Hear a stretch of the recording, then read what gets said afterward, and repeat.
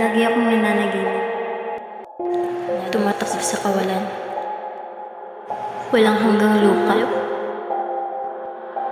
May humahabol. Pero hindi ko nakikita.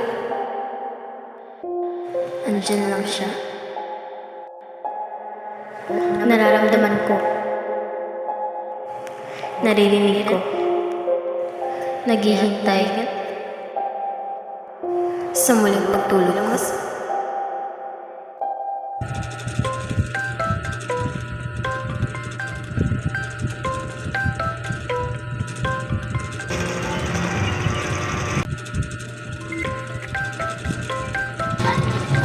Aalis ka?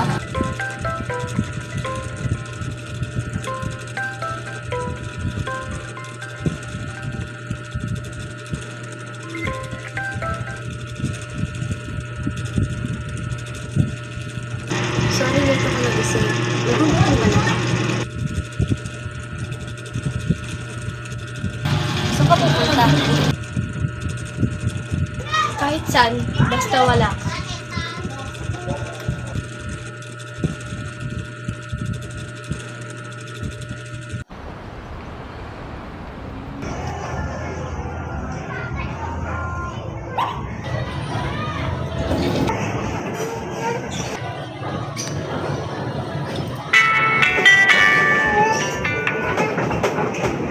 Hello, Ma? Anak, I'm so sorry. Hindi pa kita masusundo ngayon. May naging problema lang Lagi dito. naman. Ayoko nang kasama si ate. Parang araw-araw na lang pinaparusahan ako. Anak, malapit na birthday ng ate mo. You should celebrate with her. Celebrate? Seriously? Parang di ko naman respeto ng si Papa. There's nothing to celebrate.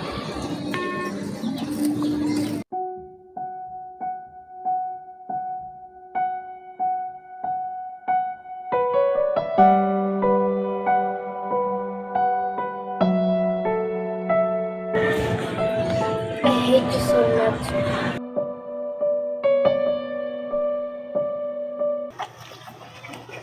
Uy, malapit na birthday niya. Ba't walang ganap? Huh? Bakit? Death anniversary ni Papa, di ba? Oo nga pala. Nalimutan ko. Bakit ka? Hindi oh. Okay. Hindi nga. Ready?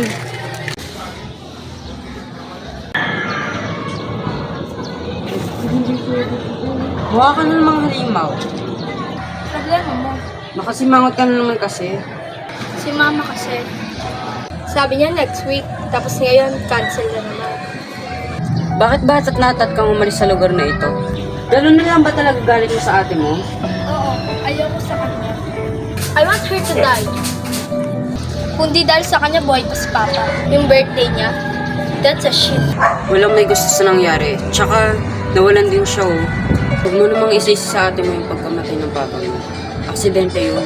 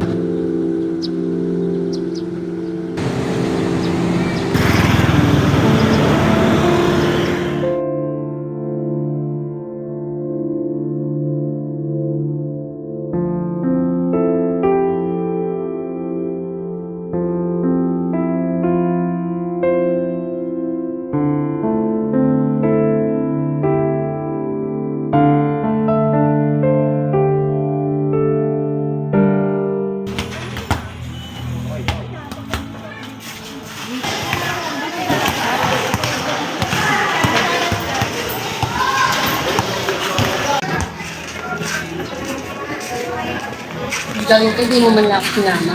Sasama ko pa, hindi ka naman makagawa ng isa. Siyempre, di mo naman ako binigising. Kahit patawagin kita, mamanas ng boses ko, di ka pa rin magigising. Hindi, sorry. Antukan ka kasi. Di kayo? Tukay. Hindi. Kasi nga pala yung impacto. Impacto talaga. Impacto naman talaga. Pumasok. Sama na naman yung nonchalant na kaibigan. Paka-judgmental mo talaga. Well, I'm a Gemini. Galing talaga. Oo nga, Gemini, kaya model girl ka. Sometimes. Sometimes, every time.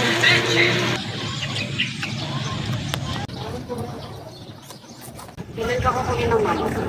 Ewan, maybe next month. 2 days na lang, birthday na ng ating mo.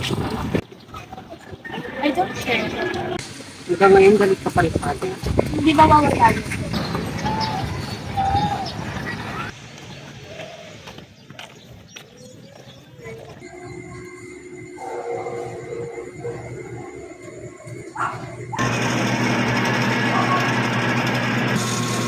Nag-jogging nga pala ako kanina. Saan? Doon sa may ko. You know what? Hindi ako interesado sa mga kwento mo. Kung gusto mo yung ikwento sa iba, ikwento mo. Basta wag sa akin. Kasi kahit kailan, hindi ako magiging interesado sa kwento. Not unless uminom ka ng Sandrox. Leo.